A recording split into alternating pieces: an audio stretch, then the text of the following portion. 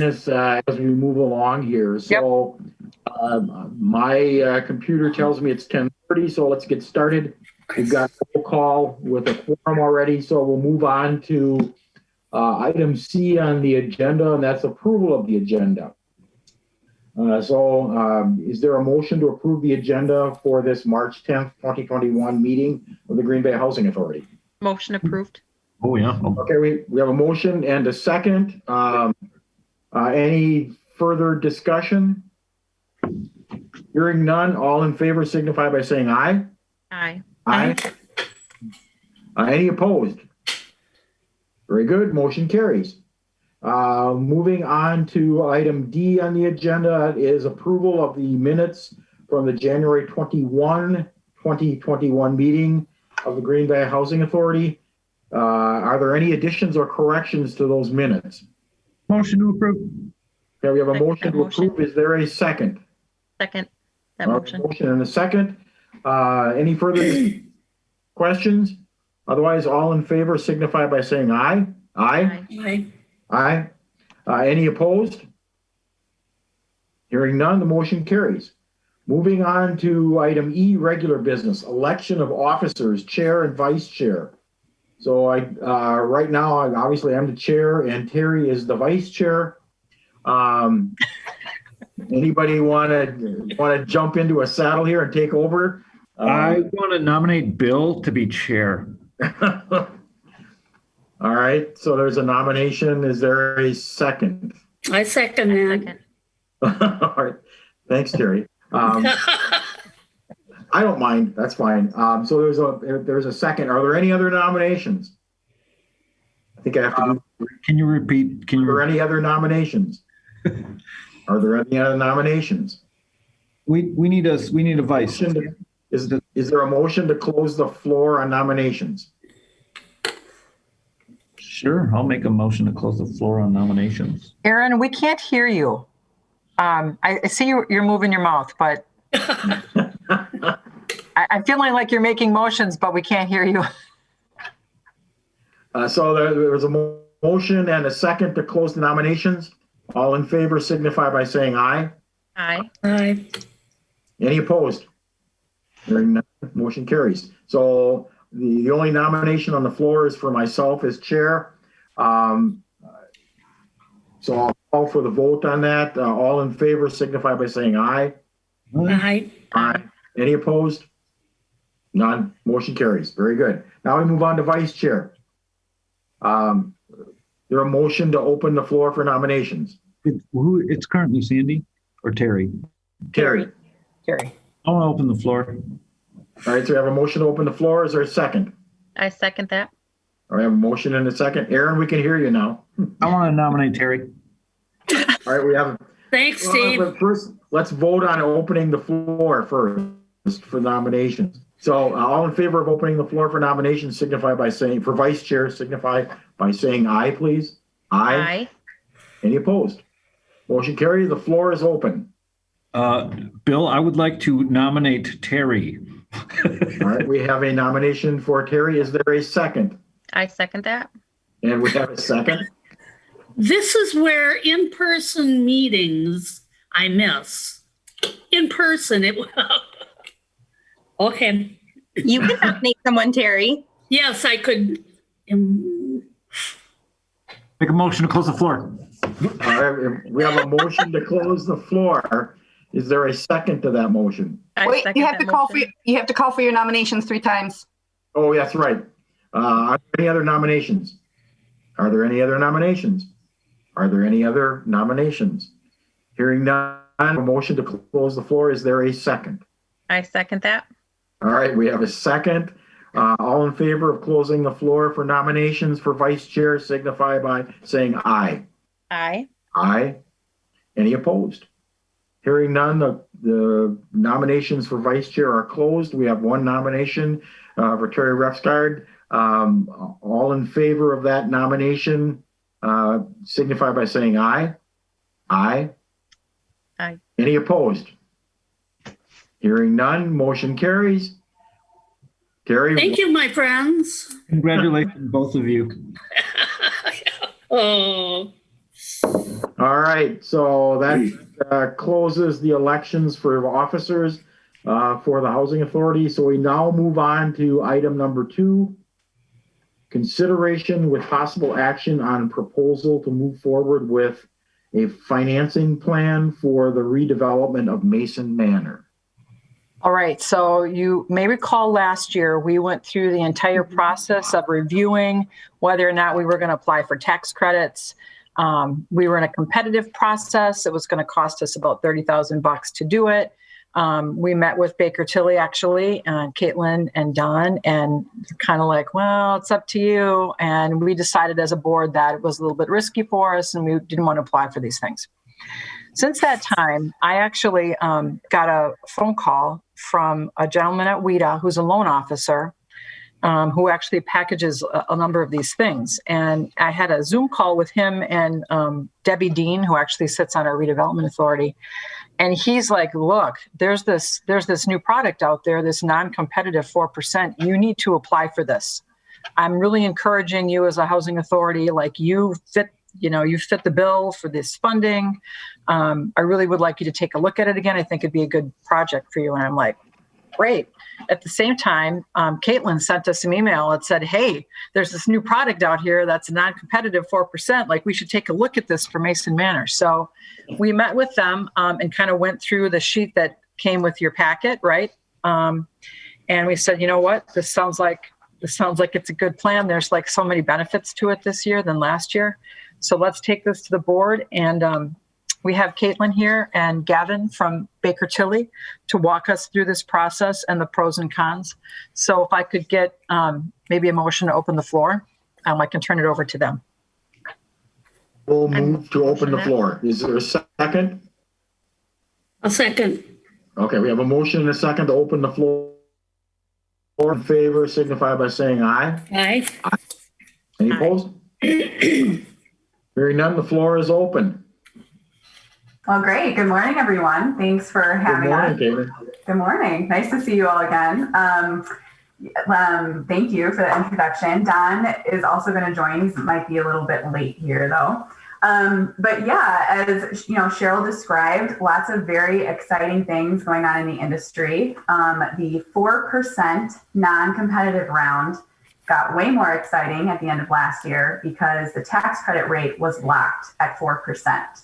And previously it had floated, 3-point-something%. And now being locked at 4%, you can get more credits and get more equity into your project.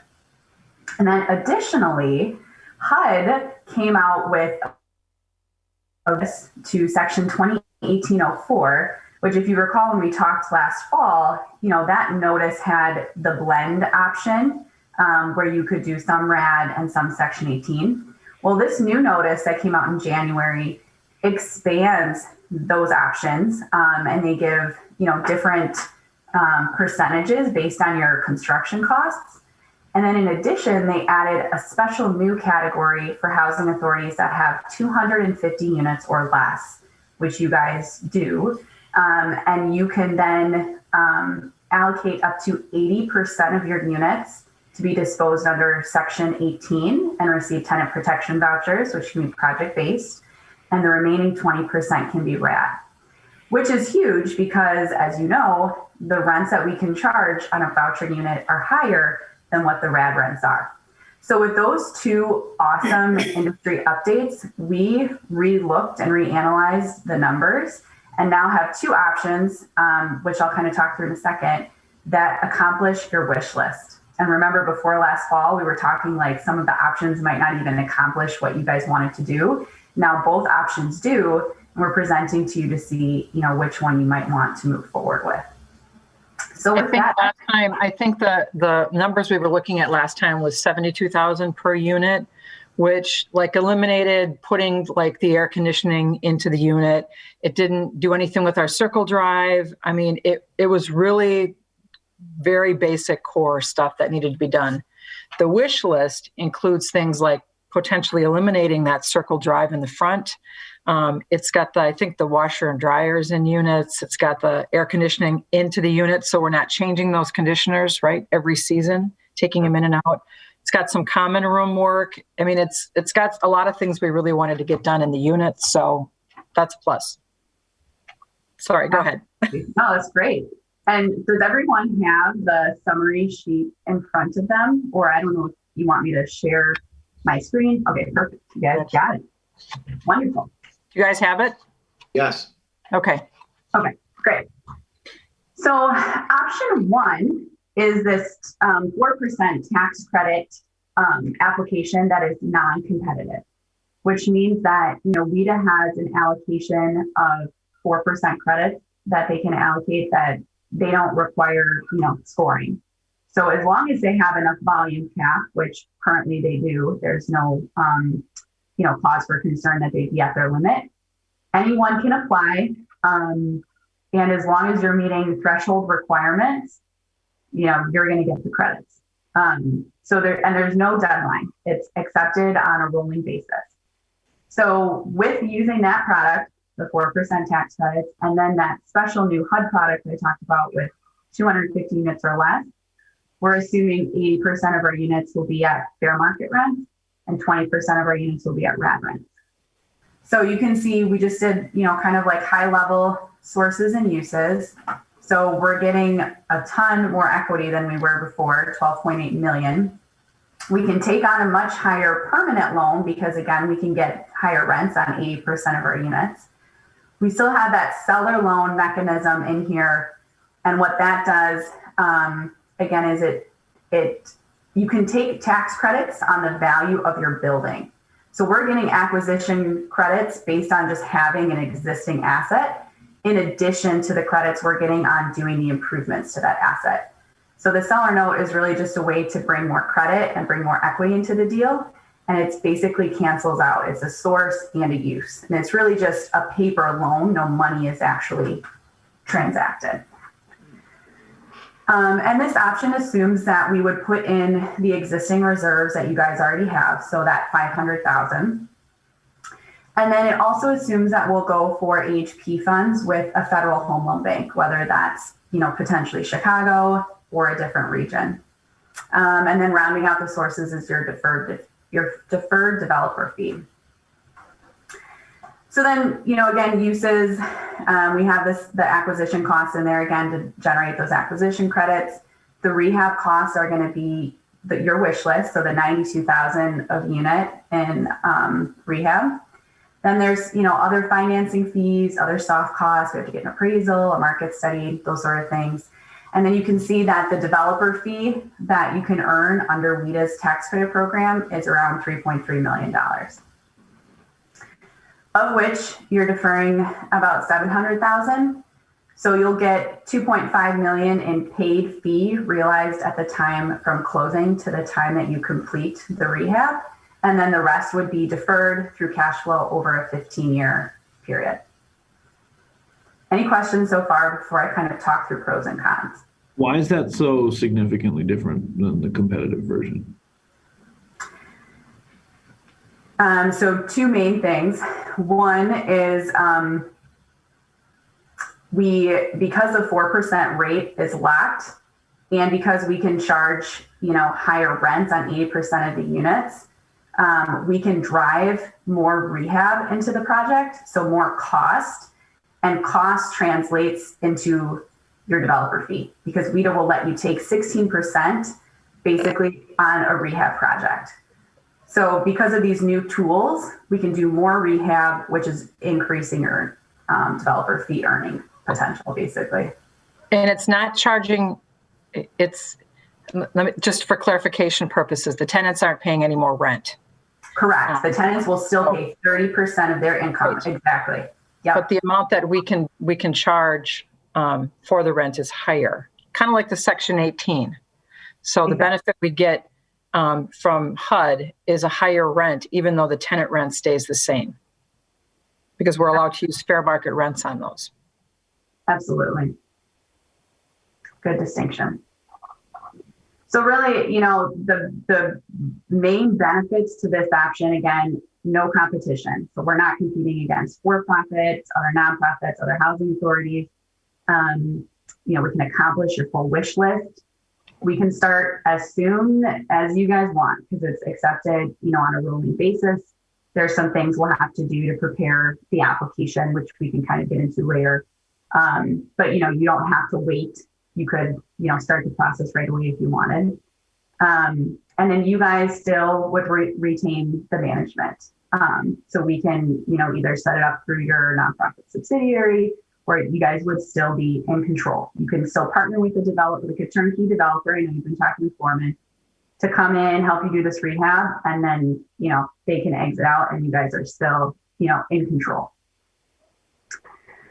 So can this option that we're talking about then would pull 120 units out under Section 18? Is that what I'm hearing you say? 80% would be 80%. Yep. And so that would have to be then project-based, and those units would be under a separate HAP contract that would have to be managed by, Brown County or an entity that could manage the vouchers. So that's one of the cons, right? Okay. Like they will still have to manage the Section 8 process for those units. Yep. But then there is, sorry. And we're working through that now with our scattered sites. So they approved those units for scattered sites. And then, I think we're probably going to still do a lot of the management of that with the assistance of them, just because we have the experience. So, but I just want to be clear about this option, is that 80% of those units would be under Section 18. Tenants would have different paperwork to fill out, but their rents would not be increased and stay the same. Excellent point. Okay. So the only other con, or I guess drawback to this option, right? I mentioned that we were showing about $750,000 of HP funds from a federal home loan bank region. So that, is also a scarce resource. So it's its own scoring criteria, its own competition. We've kind of targeted 2 regions where we think that you guys potentially could be successful in, and those applications are due in June. So, if you wanted to go forward with this option and also include AHP funds, we would have a slight competition where we would apply in June and we find out probably like this fall if we got those funds. If we didn't get the funds, or you decided that you didn't want to attempt to get the funds, it would just increase that amount of your deferred fee. So you wouldn't realize as much paid fee up front, and more would be deferred over the 15-year period. So there's some options there, but it would be a competitive piece to try and add that source of funds into the capital stack. Any other questions on option 1? Do we have a shot at those AHP funds, or is that going to be the same competitive situation we're in with the other housing authorities, do you think? So I would say, yes, you definitely have a shot. This probably, I think this is either my 6th or 7th HP cycle with Federal Home Loan Bank of Chicago. So I'm very, very, very familiar with their program and how it works. The only thing that's a little unusual this year is that they changed their scoring criteria, which I think might increase the range of scores on applicants. So I'm not as confident as I was, say, last year on what the cutoff score would be. So I'm still kind of analyzing, where we score based on our deal points, and if, Chicago would be the best region, or potentially Des Moines, which does give points for RAD projects specifically. But that said, I've also heard that Federal Home Loan Bank of Chicago has more money to allocate this year. So I think that would help as well. Okay. So it's something that we're, analyzing still. And as we start to see, more project, I guess, so I'll back up 1 second. The one thing, I guess, too, with this option is the federal home loan, if we went with Chicago, they require that you have your tax credit award if you're one of those competitive projects. Or if you're a non-competitive project, they require that you still get a letter from like Gbha to say, hey, we've seen that they've submitted their application And we're willing to like grant them the bonds and grant them the tax credits, even if they haven't finished their full review yet. So it might mean that we might have to move a little quicker if we went with Chicago. Des Moines doesn't have that same requirement. Okay. Can you clarify what did Chicago and Des Moines have to do with this?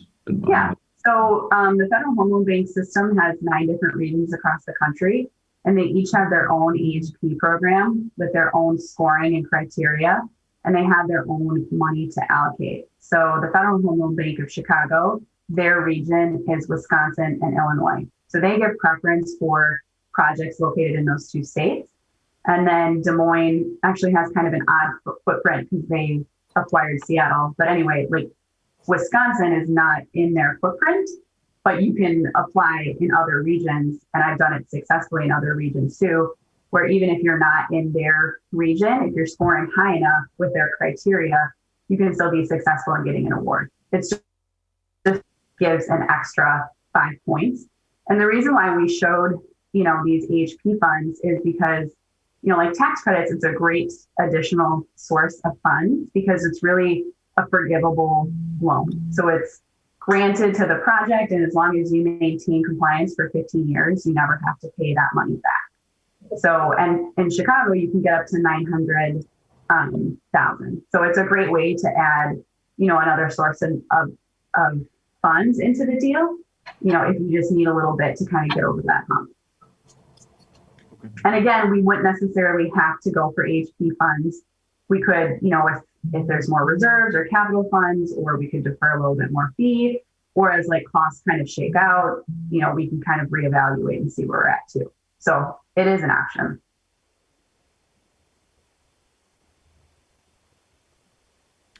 Okay. That 750 must be the gap we have, right? At this point, Essentially. that's why we're Yeah. applying. Yeah. So if the housing authority had another 750,000 laying around somewhere, right, we wouldn't even need to apply for that. But I'm hearing if we don't get this money, then it needs to come out of the project somewhere. So that's potentially less developer fees to the housing authority that we would realize, or It's less paid fee up front. So that 3.3 million would still be there. Yep. But you would defer more over the 15-year period. So you get less between closing and completion of the rehab, and more over the 15 years based on what cash flow is coming through. so does that affect then the amount of rehab? Like, where do we cut? Where's the 750 coming from if we don't get that, I guess? So you have some options. You could cut rehab, or you could just defer more fee. So instead of, we have the deferred developer fee line is like 700,000, that could be 1.4 million. The only stipulation is that under the tax credit program, you have to show in your cash flow that you can pay off the full amount of the deferred fee in the 15-year period. So we would just have to relook at the model to see if we could take on deferring more. Maybe we can take on deferring another 300,000, and maybe we cut our budget by 350,000 or whatever, however the numbers shake out. Okay. You're less married to a developer over the next decade, but you have more upfront costs. Is that the primary difference? No, because your connection with the developer, right? You're going to have an agreement with a developer, and they're going to get a percentage of what this fee is, right? So with what they're bringing to the table, what you're bringing to the table, you guys are going to figure out between the two of you who gets what percentage of that 3.3 million. Just saying, of that, how much will you get realized up front with this project? So, investors will let you get some at closing, maybe like 20%. They'll let you get some at completion, maybe another 20. And then the most will come at stabilization when you convert to your permanent loan, and then you'll get the rest. And then what's deferred gets paid through cash flow over the 15-year period. So I don't know if I'm explaining that right. So after year one, you're going to see what income you have, what expenses are going out. You're going to pay your permanent loan. Then whatever's left, you're going to pay yourselves towards your deferred fee. And then year two, it's the same thing. Whatever's left, you're going to pay yourselves. You have to make sure that's paid over the 15-year period. Does that make sense? I mean, ish. Let me see if I can explain it another way. I mean, I think at the end of the day, right? Like if you choose this option and we don't want to go for HP because we want to completely stay out of competition, you know, we're going to start vetting out all of our costs. So we're going to go back to Gorman and say, you know, we're going to get drawings. We're going to have you bid this out. We're going to see what hard construction cost numbers are. So like some things might change where some numbers might move around. Then at the same time, right, we're going to go, as we're working on this, we're going to start talking to equity providers and lenders. And we're going to say, hey, we've got this deal. What can you give us? So right now, you know, we're making assumptions for equity pricing. Maybe that's a half penny to a penny more. Or maybe on our loan terms, like since we don't maybe have a time crunch, maybe we're using a HUD loan or something that has a little bit longer process, but can give a really great interest rate. So now I'm taking on more permanent loan. So now my gap is lower. So maybe I don't need HP or I don't need to defer as much. So as we kind of start, you know, getting into it and kind of figuring out, like that could change a little bit. And, you know, maybe that 750 is absorbed in another way, partially through deferred B, you know, partially through a perm loan, increased equity pricing, adjustments to our uses. Okay. It's complicated stuff. Yes. Okay, so that is option one. Option two is very similar. So it's the same premise of you're going to get your wish list, you're going to do the 92,000 of rehab a unit, and we're going to convert 80% of our units under Section 18 and 20% of our units under RAD. So we're still getting the same amount of rents. But now this is contemplating if we go into competition. So we talked a little bit about the 9% round last fall. This would be a 4% round, but with Wisconsin's state credit. So it's still 4% credits, but now we're adding an additional state credit. So it's giving us another boost in equity. And you can see by the numbers that we're getting an additional $2 million in equity. So it eliminates the need to put in any of your reserves. It eliminates the need to go for HP funds or, you know, make kind of some of those changes we talked about. And it essentially turns your deferred fee into basically nothing. So, you know, very powerful. But the biggest drawback is we're back into that competition. So applications due in December of this year. We would want to see how we score, and applications from last round will be announced probably maybe beginning of April, probably mid-April. So then we'll have a sense of where the cutoff was from last year and what projects in the general set aside we're scoring to try to gauge, you know, what the score will be for this upcoming round to see if we're competitive. But again, you're competing with, we would be in the general set aside under the 4% state. There's only three options: general, rural, and small urban. And we unfortunately are not rural, and Green Bay is too large for small urban. So we're in the general. So we're with deals in Milwaukee, Madison, you know, anywhere else, competing with for-profit developers, nonprofits, other housing authorities.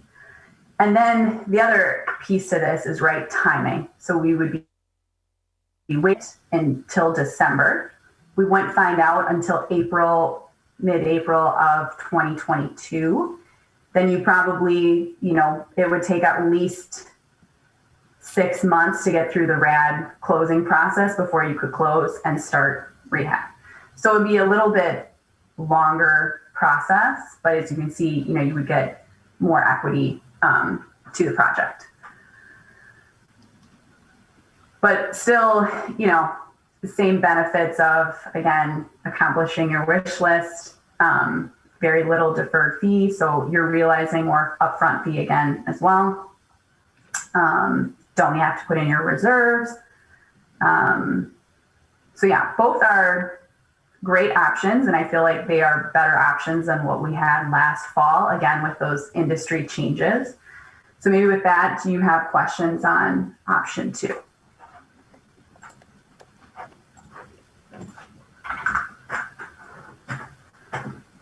Ellen, I have a question. How is our fare cloth affected with either one of these models?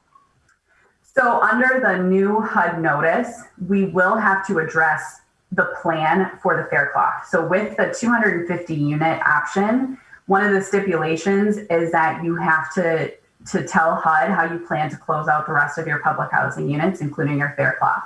So we kind of have to think about, what you guys would want to do. And since this is brand new, I'm not sure of the level of detail that they're going to require. My understanding really is that if you could present a plan or an idea of what you want to do with like a general time frame. So let's just say it's, you have your fare cloth units and you want to build something new. So maybe we're presenting to HUD, hey, we have these units and we want to do a new construction project in the next 2 years or something like that. So we would have to kind of think about that and have a plan as part of this new RAD notice. That would be good. I mean, we could actually do, if we had those units, we could do some elderly housing. We could do, I know Sandy has always talked about accessibility, and we could be building units that are accessible. I mean, that gives us some options at least to use those public housing units, which is a plus, I think. Really, we're actually creating more affordable housing.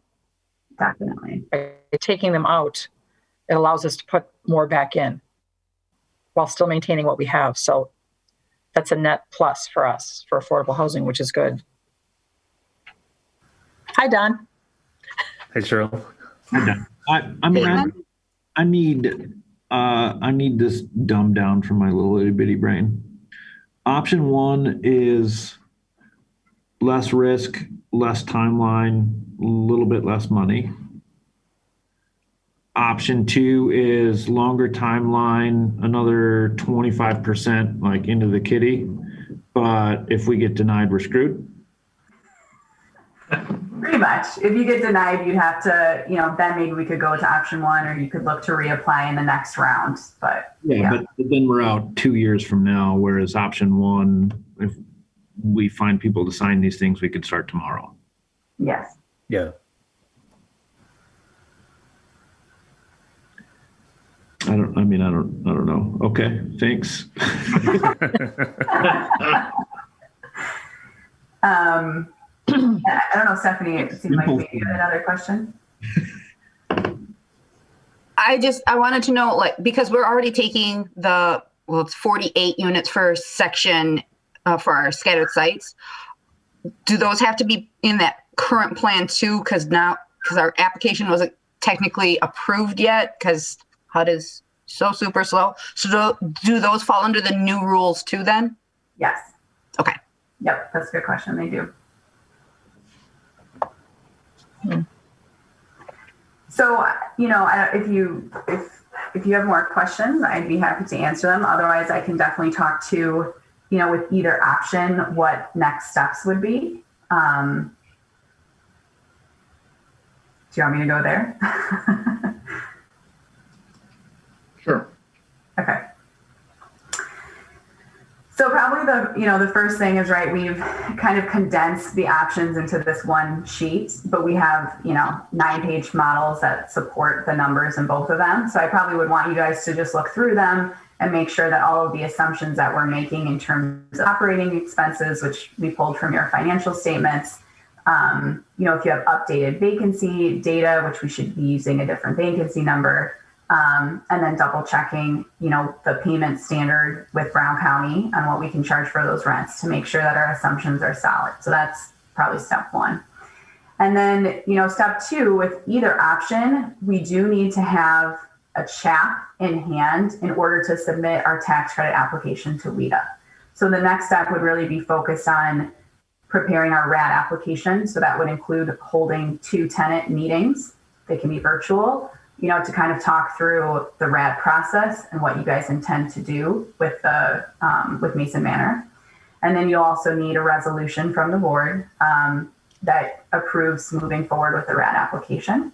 I would say it can take like 2 to 3 weeks, depending on how quickly, you can schedule tenant meetings to prepare the RAD application. But then the process is very easy to submit it in the RAD resource desk.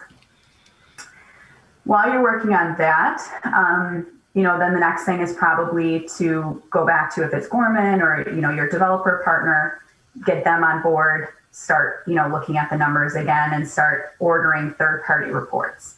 If you go with option 1, I probably order the third-party reports pretty soon. If you're going with option 2, we can order them a little bit closer to the application timeframe. But this will include an appraisal to verify, the acquisition price that we were showing in the model. We'll need a market study. We'll also need the capital needs assessment, which I know you guys have already got. So it'll just need to be kind of finalized and to make sure that it meets all of HUD's requirements under the RAD program. And then really it's, preparing the tax credit application. So it has its own set of forms. So if we're going with option 1, something we can get started on now. Option 2, that'll be this fall. So that's kind of like the process, depending on which option you move forward with. Any questions on that? So if we went with option 1, we can say 20% goes to RAD, and then the other 80% goes to the Section 18. When we do our application, what would you suggest doing, like floors, like all of 8th floor and all of 6th floor are RAD? Or how would you, like if we're looking at this, what would be the best way of deciding how you do the 80-20 split? Yeah, that's a great question, Stephanie. I don't know if it's necessarily by floor. It's probably, I guess, probably we'd want to think about like, optimizing, the rents would probably be that. So I guess I forget the exact unit mix, Caitlin. Yeah, I think that would be, we could do our 2 bedrooms to get the higher rent rate, and then our accessory ones, because we could charge a higher rent rate for those. Yeah, exactly. That's the type of analysis. Yeah. Okay. So we obviously would work through that with you and to figure that and if that would make sense in all your management and so forth. Yeah. I just wanted to make sure that we could do it at, how would you split it out? Because I know sometimes they can be movable units within a thing, and sometimes they have to be like assigned units. And I'm assuming that it's the assigned unit area then is what it looks like. I think it will be assigned units. Yeah, because you have the 2 separate HAP contracts. Yeah. All right. Either one of these options, housing authority staff stay in place, correct? We have we still continue to manage Mesa Manor. Yeah. We do get rid of the inspection though for at least 80% of the units, right? Under PBB. Yeah. Yeah. They would get rid of the REAC inspection, correct? The REAC they would just have to inspections, right? pass a HQS inspection. Mhm. Okay. Which would be a plus.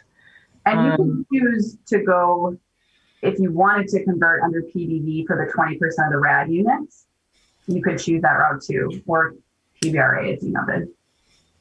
So we could pull them all out under Section 18 is what you're saying, and not need the 20% RAD, or?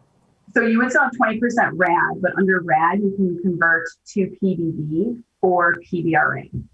So it's your choice on under which branch of HUD basically you want to report to, which set of inspections, and since it might be easier from a management perspective to keep it all under PBV, but you certainly, don't have to, because it will still be 2 separate contracts, even if they're both PBV, because one will be tenant protection vouchers under Section 18, and one will be the RAD PBV or RAD PBRA.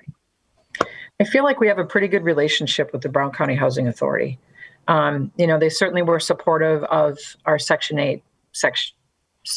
18 scattered sites pullout, right?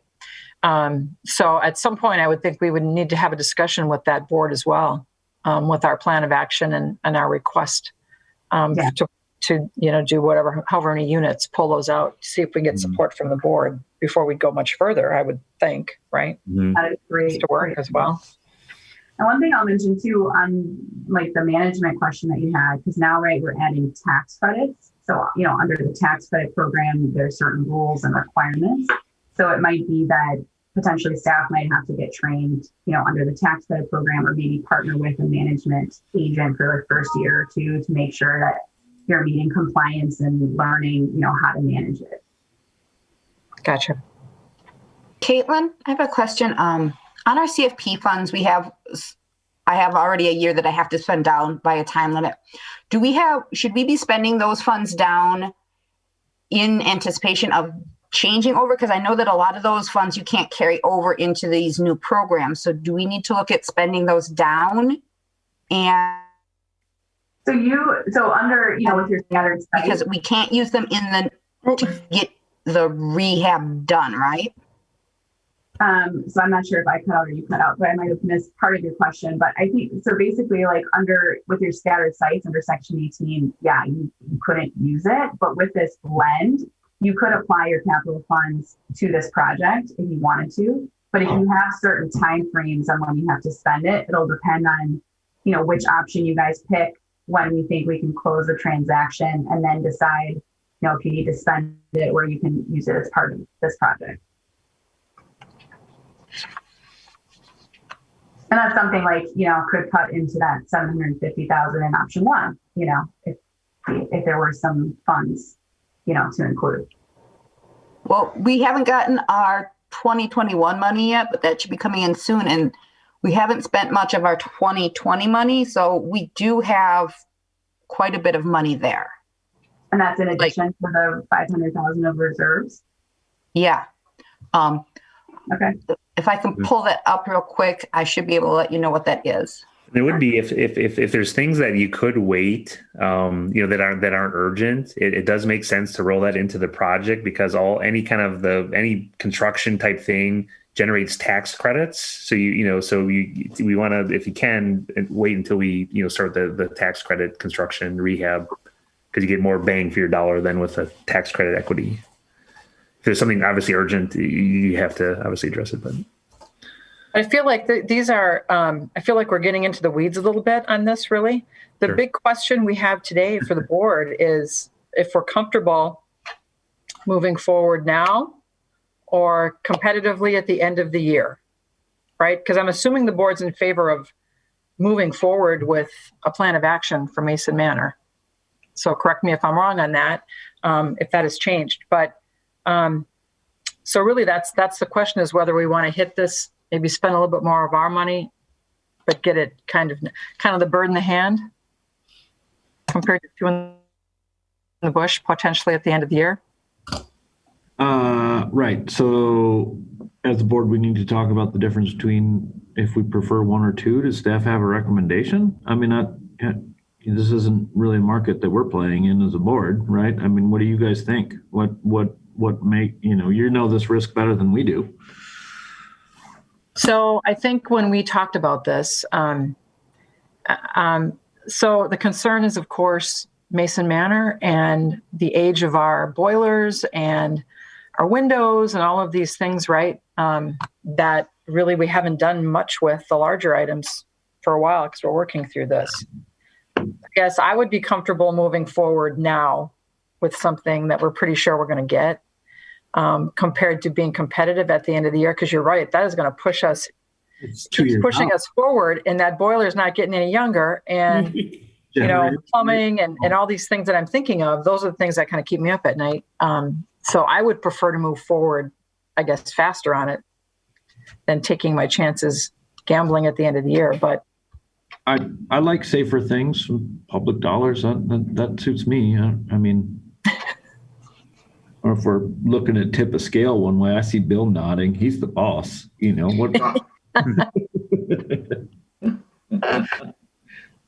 I guess my preference would be to move forward sooner rather than later, and I like the fact that the sooner is appears to be the safer route at this point than non-competitive. So that at least gives us a working model to plan on. The other one just seems the competitive one just seems to leave us hanging for too long of a period of time. I mean, certainly there are some advantages to the competitive, but it's the dice really. Whereas the non-competitive gives us something to work off of and to start planning. I'm I mean, I see it on Caitlin and Don and Gavin's faces too. They're getting sick of coming in here and showing us options on how to find a safer route through spending somebody. Our floor is still open, by the way.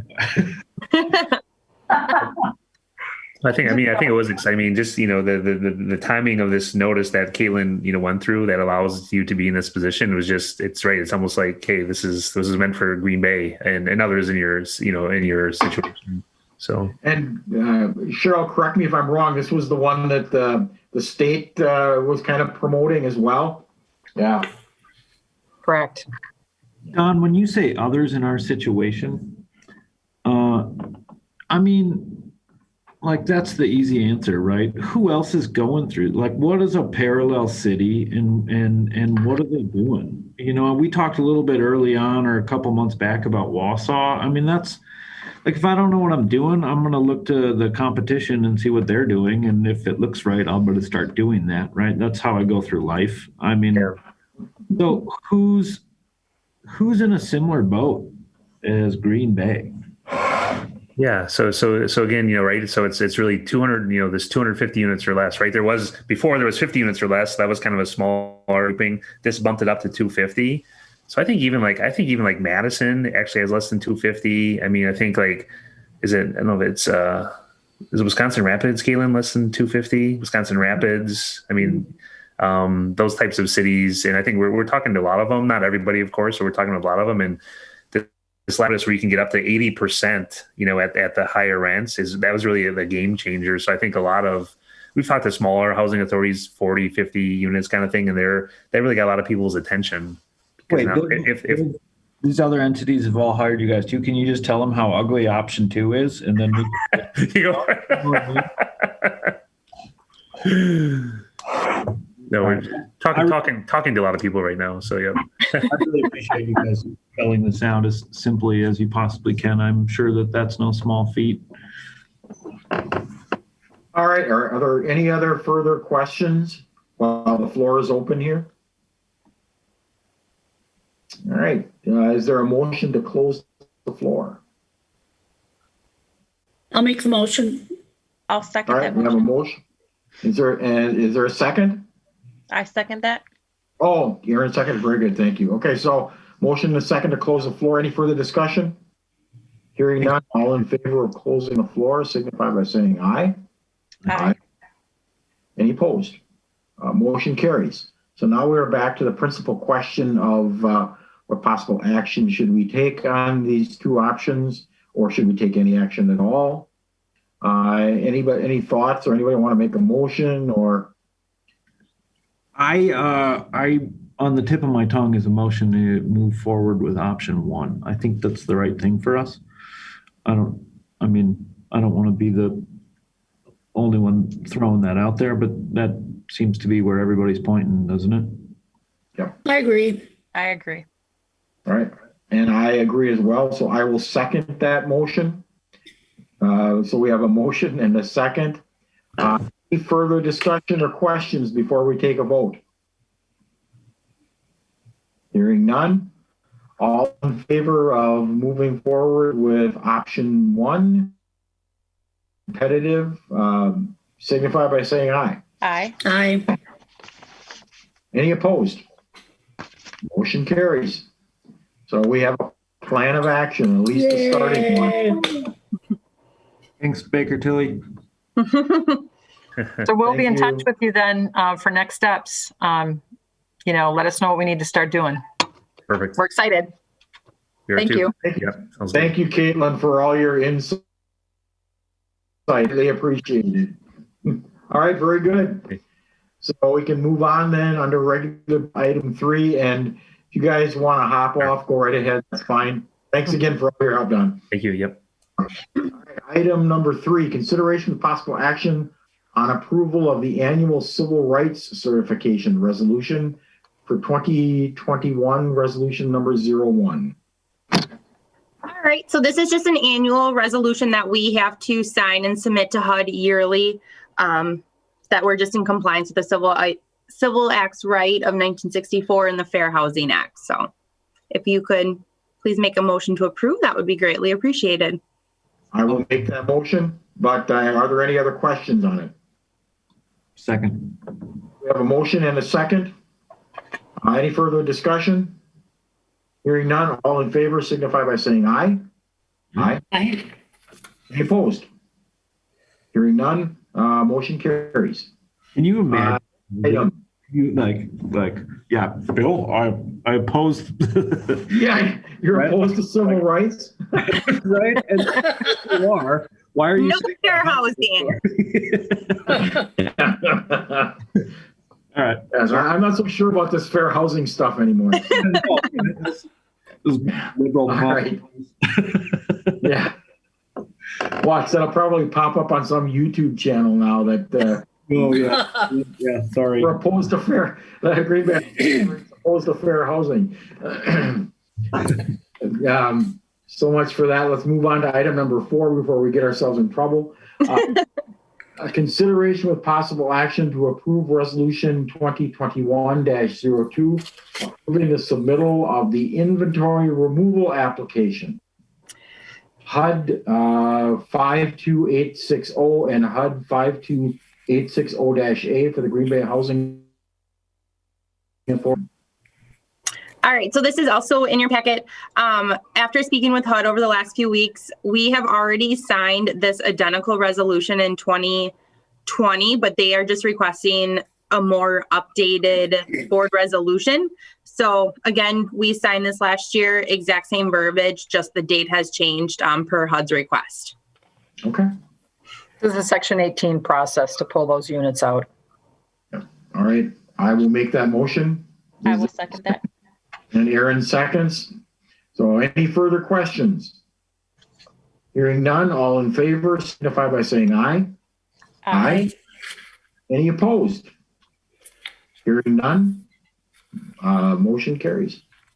So Bill, if you can please sign these and get them, have your office get them back to me, or I can pick them up the week of the 22nd, that would be greatly appreciated. Okay. I will print them off from the packet and sign them, and we'll get them back to you. So we'll I can just stick them in the mail if you'd like.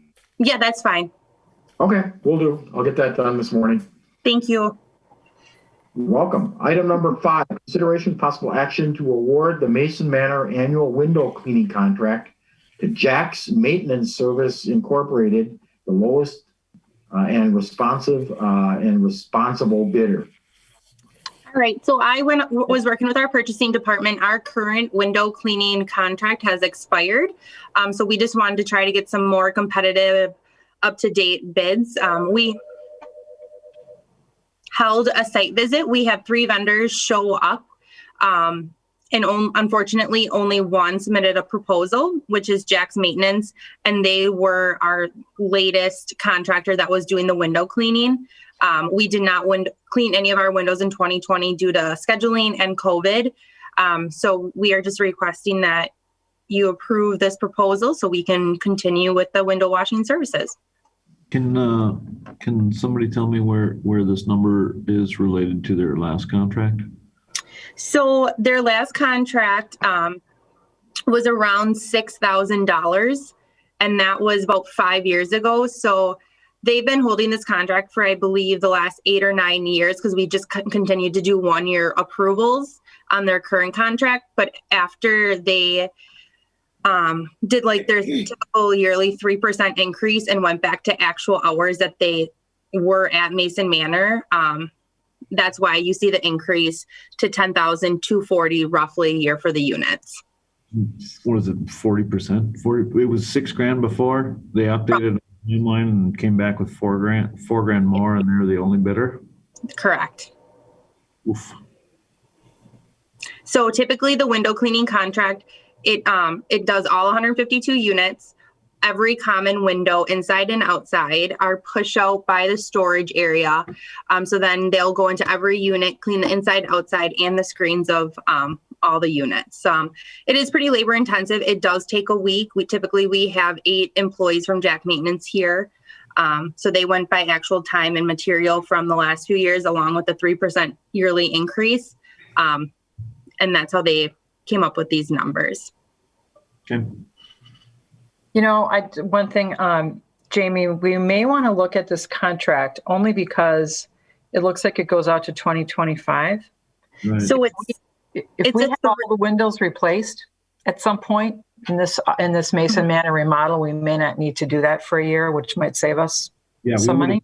We would insist they put in clean windows. Yeah. Right. Yep. So it's a 3-year contract with 2 additional 1-year options. Okay. So I would bet this, that would make sense then, because then we can look at that in 3 years then. Okay.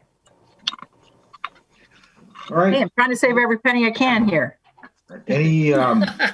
Any further questions on this contract? All right, hearing none, I'll make the motion to approve. Is there a second? I second that emotion. All right, we have a motion and a second. Any further discussion or questions? Hearing none, all in favor signify by saying aye. Aye. Aye. Any opposed? Motion carries. We are now on to item number 6, consideration with possible action to reclassify one casual worker to a cleaner position. Okay, so it's a little story here. One of the goals we had looked at as staff was creating this on-site position that would be able to handle tenant lockouts on weekends, maybe some lighter maintenance on weekends, something that was a little bit more encompassing so we didn't have all this call-in stuff happening for lockouts on the weekends. And then COVID hit, and then that kind of went away. So November, we lost our maintenance guys, right? So since that time, we've had a casual worker who has really stepped up and is doing like some of the sidewalk work, making sure it's salted on weekends, doing lockouts, doing some of that light maintenance. And we're like, look, we got to compensate this employee, right? And if we do that, and he's so many hours, we said, well, why don't we just create the position we wanted to create, which was the cleaner, which falls under cleaner 1, under the city's like level of where they would be at. It's called a cleaner position. So working with Stephanie, if we take his hours and we take there are a couple of other position hours that we can mix into this. There'll be minimal cost to us, but we'll create this 20-hour-a-week position that we were looking to have for the weekends. So Good idea. that's the plan. Good. Good thought. Any further questions? Motion to approve. I'll make the motion. All right, Terry's got the motion. Steve, are you the second, I guess? That's fine. All right, we've got a motion and a second. All in favor signify by saying aye. Aye. Aye. Any opposed? Very good, motion carries. All right, moving on to GBHA bills. Sorry, Bill, was that in the packet somewhere? What? Was there no sheet for it? I went from window cleaning to the bills. I believe it was in the packet I printed off. There should be a report and a budget and a job description. It doesn't. Sorry. Jamie, you're muted. Yep, I've got it. Did you print out the packet from last week? Because we republished on Monday, Steve. Oh, maybe I'm staring at the old one. Yeah, that's probably true. That's what we added. That's what we added to republish. I'm going to keep looking at the old one. That way, when we show up on the news for talking about the civil rights movement, I'll be like, I didn't even have the current packet. All right. So then we are on to any further questions about the worker status? Otherwise, we're on to GBHA bills, which are in your packet. Yep, those are in your packet. There's nothing real interesting. Any questions for me on them? None for me.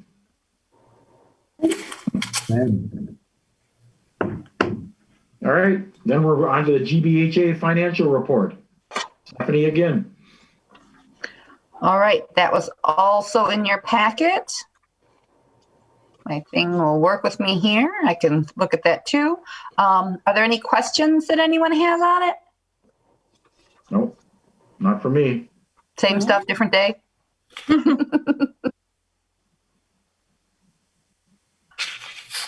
right. All right. Then if there are no questions, we'll move on to the Langan report, which is also in the packet? Pretty standard, just reporting how many applications we've had in the last month. Doesn't look like there's any sort of negative actions or they're investigating anybody, so. Yep, correct. Everybody has been, I think, closed out. Okay.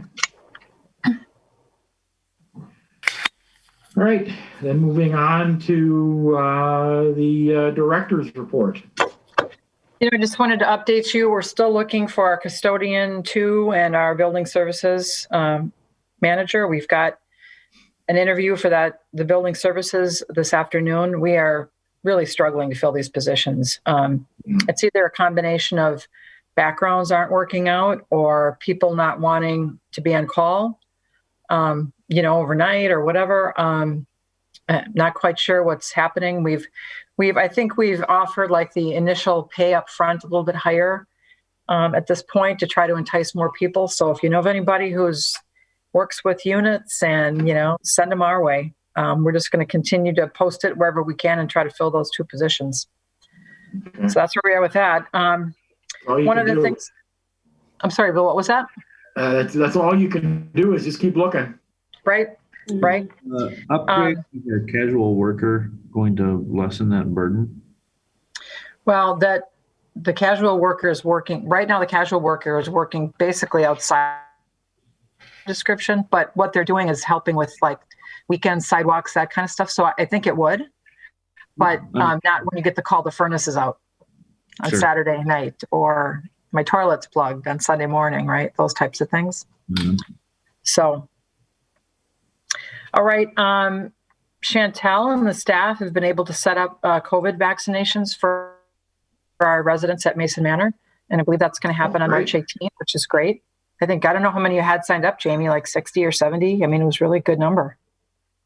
I believe 60. Yep. Including 60. Staff and tenants that wanted them. So that's sweet.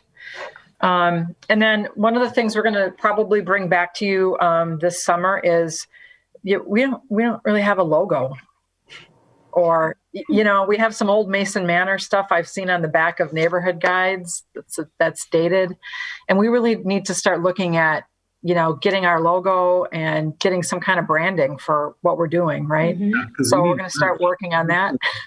GBHA merch. We need some GBHA merch and some swag in the swag shop. So I'm not aware of a Green Bay Housing Authority logo. I'll have to look back through the old stuff. I feel like everything's been run through our department in City Hall through Community and Economic Development. But does the County Housing Authority have any branded goodness? I believe the PCHA had letterhead. So. Well, this is not okay then. We need to. This is not okay, right? This is a throwdown. So we're lacking in our duties here. We're lacking in our duties. So I'm going to start to we're going to start as staff working on branding and try to get ourselves, at least a logo and some letterhead and some things we can use to promote, because we want to mark. We have a waiting list for our units, right? But that doesn't hurt to promote ourselves, right? Mm-hmm. Quality housing, quality affordable housing, and so. Well, if anybody on the waiting list is a graphic designer, maybe. We'll move them to the top. Graphic designers are priority now. Yeah. Okay. We have a public arts coordinator in our department, though, who does that kind of work, so we can work with them. But go ahead, Jerry. Don't you think about maybe getting a couple of options and let the residents at Mason Manor pick? Yeah, that'd be great. I mean, we can put them on big boards, and just put a sticky on the one you like better. And yeah, I think that'd be great. So, all right, that's all I have. I want to just thank you for changing your meetings. Jamie's out of town next week, so I'm glad we could meet now and get this moving. So thank you for that. That's all I have. All right, very good. Then moving on to the occupancy report. All right. So how we are doing awesome. I'm amazed by maintenance and Gbha and Casey continuing to fill our units. Right now we just have, I believe, 1 vacancy at Mason Manor for smoking violation policies and two for scattered sites. that we are diligently working on. So far for 2021, as of a few weeks ago, we've already had 7 move-ins and then 5 move-outs for 2021. And then in the next month or so, you will see our waiting list numbers go down per se. We are in the process of purging our waiting list. So it's quite an extensive process to purge our waiting list. So there's a lot of waiting and time periods and all that good stuff. So we're working with the most active, up-to-date applications. So yeah, that's where we're headed right now. Okay. Your comment about the one vacancy and the smoking issue brings me back to last year, last spring we had those issues with smoking in the neighborhood. Has that resolved itself, or is there any change or update to any of that? I've got nothing from the alder. Yep, I haven't received anything from the alder. The homeowner has also changed. And right when the new homeowners moved in, I established a relationship. She has my personal cell phone and work cell phone number if any issues arise. It's a great family. Their dog has may or may not run away 4 or 5 times, and he loves to come hang out with us at Mason Manor. So we've just built a really good relationship, an open door. So we have not received any complaints whatsoever. Okay, great. That's awesome. Okay, great. And we really like Chewy, the little Yorkie dog that comes and visits us. Oh, neighborhood visits. Yep. All right. Anything else kind of for the good of the order here before we move on to next meeting date is April 15th, unless something else comes up in the interim, but otherwise we're there for the 15th. Anything further before we move for adjournment? No. Is there a motion to adjourn? I'll make the motion. All right, Second Terry that. makes a motion. Is there a second? I second that. Aaron seconds. There's a motion on the floor to adjourn. All in favor signify by saying aye. Aye. Very good. Well, any opposed? No opposed. Have a great day, everybody. Thank you You for your too. time and stay safe. Stay safe until you get vaccinated. Thank you all. All right, bye.